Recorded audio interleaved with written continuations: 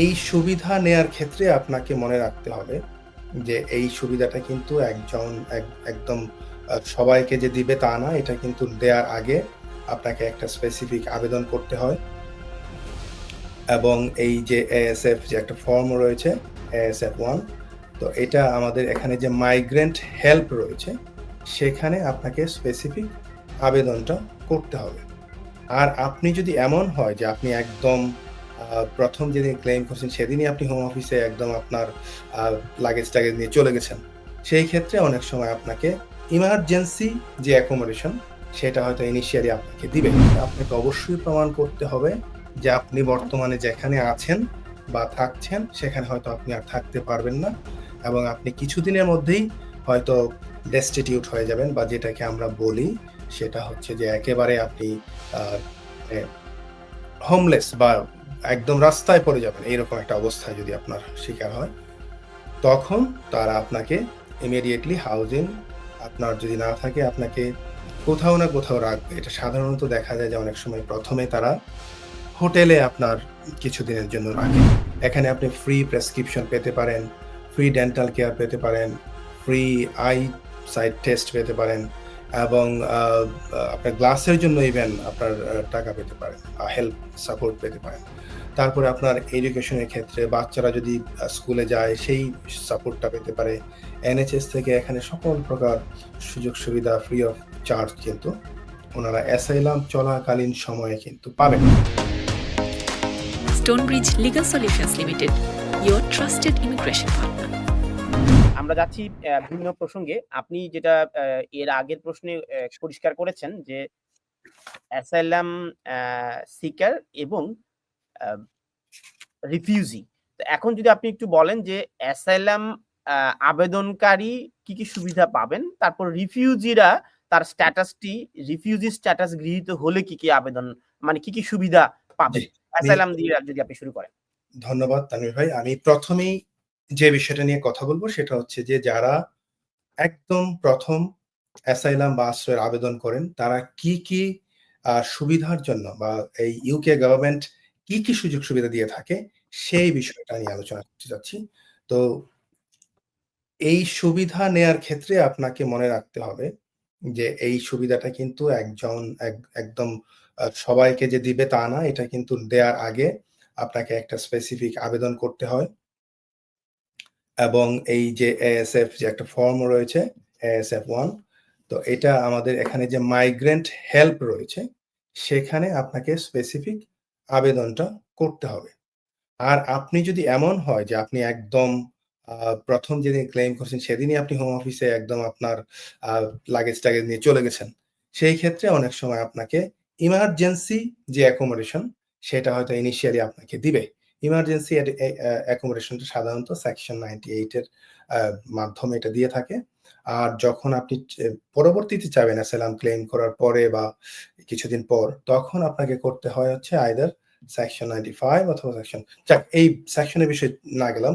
মূলত অ্যাসাইলাম আবেদনকারী যে ২ টা সুবিধা পায় সেটা হচ্ছে একটা হচ্ছে অ্যাকোমোডেশন, আরেকটা হচ্ছে উনার যেই মেইনটেন্যান্স এর জন্য আরকি থাকা খাওয়ার জন্য। মানে থাকা একটা আরেকটা হচ্ছে চলাফেরা বা খাওয়ার জন্য। তো এই ইয়েটা যখন আপনার অ্যাকসেপ্টেড হবে তখন আপনাকে সাধারণত একটা আসপেন নামে একটা আপনি কার্ড যদি একটু বলেন যে থাকার জন্য কি বাড়ি পায় না বাড়ি ভাড়া পায়? আর খাওয়ার জন্য কেমন অর্থ পায়? আমি এখানে লেখা আছে। আপনি যদি চান এটা যদি এটা একটু এটা আমরা আপনি প্রিয় দর্শকদের জন্য আপনি দেখাতে পারেন। আ হাউজিং, ক্যাশ সাপোর্ট। জি, জি। ২ টা জিনিস। একটা হচ্ছে হাউজিং আরেকটা হচ্ছে মেইনটেন্যান্স বা ক্যাশ সাপোর্ট যেটা, হ্যাঁ? ২ টা জিনিস।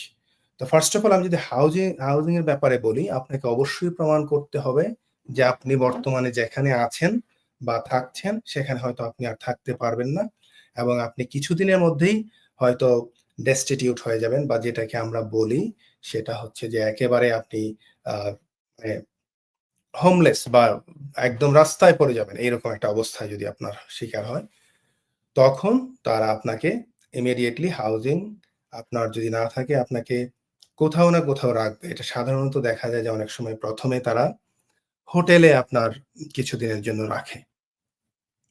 আবার পরবর্তীতে হয়তো আপনাকে আ কোনো একটা বাসাবাড়ি বা হয়তো সেলফ কেটারিং একটা জায়গার মধ্যে হয়তো রাখতে পারে সুবিধা সহ। সো আরেকটা হচ্ছে ক্যাশ সাপোর্ট যেটা পায় আপনার সাধারণত বর্তমানে যেটা, এটা হচ্ছে তাদের একটা আসপেন একটা কার্ড দেয় আরকি।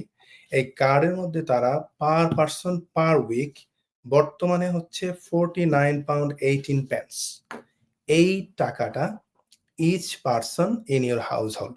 এখন যদি আপনার হাসব্যান্ড ওয়াইফ থাকে সেই ক্ষেত্রে এটা আপনার বেশি হতে পারে, ডাবল হতে পারে।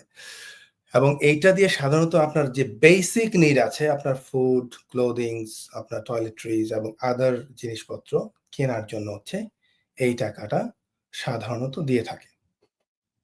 এবং মা এবং শিশুদের জন্য আরো এক্সট্রা প্রেগন্যান্ট মাদার বা প্রেগনেন্ট মাদার বা বেবি থাকলে আন্ডার 1 ইয়ার্স ওল্ড বা এরকম থাকলে এই ম্যাটারনিটি পেমেন্ট এক্সট্রা যে টাকাটা আপনি দেখাচ্ছেন এই ছোটখাটো কিছু পেমেন্ট।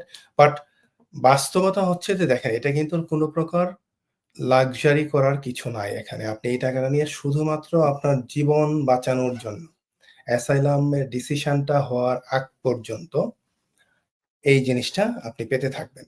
ডিসিশন হলে আপনার যদি অ্যাপিলেও যায়, আপনি যদি সময় মতো অ্যাপিল করেন তখনও এই ইয়েটা চলতে থাকবে। কিন্তু যখন আপনার ডিসিশন কোর্ট থেকে, ফার্স্ট ইয়ার ট্রাইব্যুনাল থেকে, আপার ট্রাইব্যুনাল থেকে একদম কনক্লুডেড হয়ে যায়, একদম যখন সবকিছু শেষ হয়ে যায় তখন আপনার ইয়েটা বন্ধ হয়ে যেতে পারে যদি আপনার সব জায়গায় যদি রিফিউজড হয়ে যান। আর যদি আপনার জি জি, আর যদি আপনার রিফিউজ না হয়ে গ্রান্টেড হয় সেই ক্ষেত্রে কিন্তু আপনার আপনি রিফিউজি স্ট্যাটাস যদি পেয়ে যান যেকোনো স্টেজে, রিফিউজি স্ট্যাটাস পেয়ে গেলে আপনি আ যে সকল সুযোগ সুবিধাগুলি আছে আমরা আজকে একটু বিস্তারিত আলোচনা করতে চাই। সেই বিষয়ে সেটা হচ্ছে যে আপনি যখন রিফিউজি স্ট্যাটাস পাবেন আপনার ডিসিশনের সাথে কয়েকটা ডকুমেন্ট আপনার চলে আসে অটোমেটিক্যালি। আমরা হয়তো আ প্রাইভেসির কারণে যেকোনো একটা ডিসিশন লেটার আমরা দেখাবো না। বাট এর সাথে যে ডকুমেন্টগুলো সাধারণত থাকে, সেই ডকুমেন্টগুলি আমরা প্রিয় দর্শকদেরকে আসলে দেখাতে চাই। কারণ এটা একটা পাবলিক ডকুমেন্ট। এখানে কোনো ইনফরমেশন থাকে না। তো তানভীর ভাই, ১ম এই যদি আপনার কি কোনো প্রশ্ন আছে তানভীর ভাই? না মানে রিফিউজি হিসেবে কি সুযোগ সুবিধা পাবেন সেটা কি আপনি পরিষ্কার করবেন?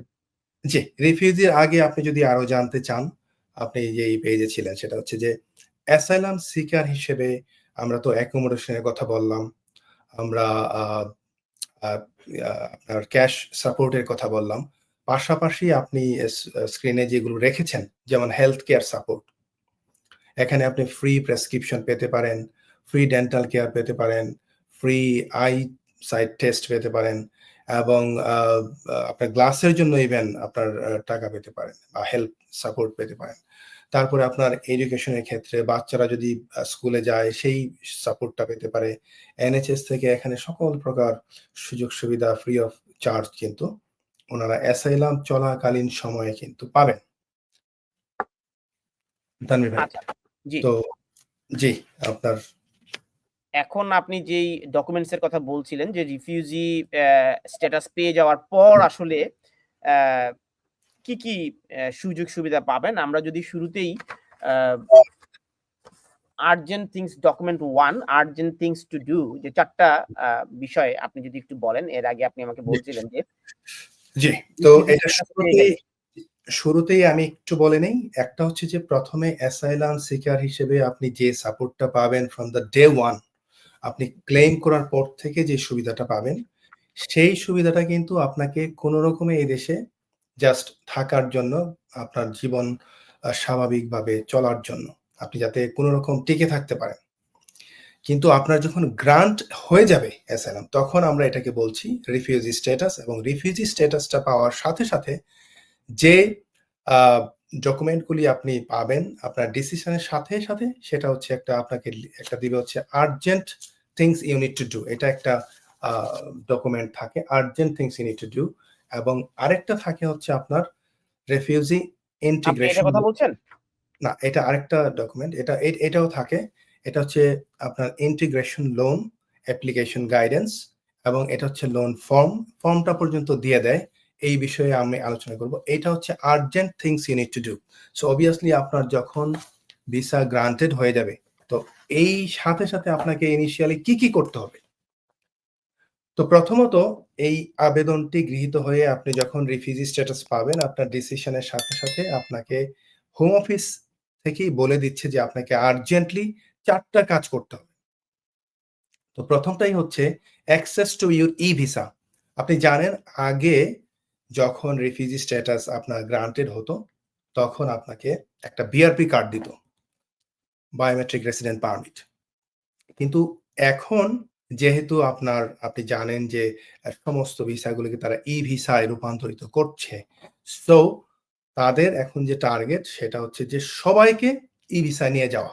আপনি জানেন যে এটা ডিসেম্বর 2024 থেকে শুরু করে এখন ইনিশিয়ালি ৩ মাস এক্সটেন্ডেড করেছিল। তারপরে এখন আবার এন্ড অফ জুন পর্যন্ত টাইম আছে। যাদের এখনো ই-ভিসায় যাদের ভিসাটাকে রূপান্তরিত করেন নাই, আপনারা কনভার্ট করেন নাই, তারা অবশ্যই এর মধ্যে করে ফেলবেন। কারণ হচ্ছে যে আপনার এই ই-ভিসাটা যদি আপনি না করেন, তাহলে আপনার right to work, right two rent, আপনার রাইট টু স্টাডি এবং এখানে পারমিশনের ক্ষেত্রে আপনাকে অন্য আর কি সুযোগ সুবিধা রয়েছে এই দেশে থাকার জন্য, এবং অন্যান্য সুযোগ সুবিধা কাজের ক্ষেত্রে, রেন্টের ক্ষেত্রে সমস্ত সুবিধা এবং কতদিন আপনার ভিসা রয়েছে, কতদিন মানে আপনার আমি যদি আপনাকে একদম ইন এ নাটশেল খুব সংক্ষিপ্তভাবে বলতে বলি, জি। আপনার রিফিউজি স্ট্যাটাস আপনার হয়ে যাওয়ার পর জি। প্রথম ৪ টি করণীয় কি? জি, প্রথম ৪ টির মধ্যে একটি হচ্ছে এই ভিসাটায় আপনি আপনার রেজিস্টার করবেন। ২ নাম্বারটা হচ্ছে apply for benefits if you need it. আপনি যেই কোনো ধরনের একজন ব্রিটিশ নাগরিকের মতো সকল সুবিধা আপনি পাবেন এই দেশে বেনিফিটস এর ক্ষেত্রে যদি এটা রিকোয়ার্ড হয়। অথবা আপনি জব একটা মানে জব খুঁজবেন। সো অবভিয়াসলি আপনি আইদার জব খুঁজবেন, ফুল টাইম জব করতে পারবেন আপনি, যেকোনো বাধা নাই, আপনি বিজনেস করতে পারবেন সবকিছু। সো এটা হচ্ছে একটা। তৃতীয় হচ্ছে আপনি ওপেন এ ব্যাংক অ্যাকাউন্ট। অবভিয়াসলি আপনি এই দেশে থাকতে হলে আপনাকে ব্যাংক অ্যাকাউন্ট লাগবেই। আপনি যদি বেনিফিটস সিক করেন, আপনাকে একটা স্পেসিফিক ব্যাংক অ্যাকাউন্ট দিতে হবে যেখানে আপনি বেনিফিটটা আপনার আসবে। বেনিফিটের যেই টাকাটা। আপনি যদি এখানে কাজ করেন, জব করেন তবু আপনার এই ব্যাংক অ্যাকাউন্টটা দরকার। চতুর্থত হচ্ছে যে ফাইন্ড সামওয়্যার টু লিভ। আপনাকে তো একটা জায়গায় থাকতে হবে। So you got to find out a place যেখানে একটা বাড়ি হোক, ফ্ল্যাট হোক, একটা রেন্ট আউট করতে হবে। সেটা আপনি একটা বাসা খুঁজে নিবেন as soon as possible so that আপনি এখানে সেফলি থাকতে পারেন। আপনি হয়তো হোম অফিসের অ্যাকোমোডেশন এ আছেন।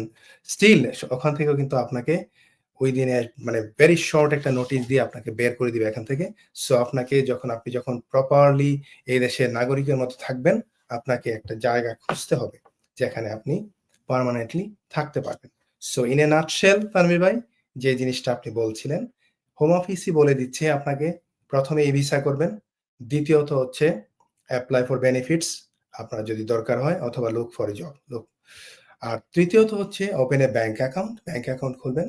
চতুর্থত হচ্ছে ফাইন্ড সামওয়্যার টু লিভ, একটা বাসা খুঁজবেন। সো এই ৪ টা বেসিক কাজ হচ্ছে আপনার একদম ইমিডিয়েটলি ম্যান্ডেটরি আপনার গ্রান্ট হওয়ার পর আপনাকে অবশ্যই খুঁজতে হবে।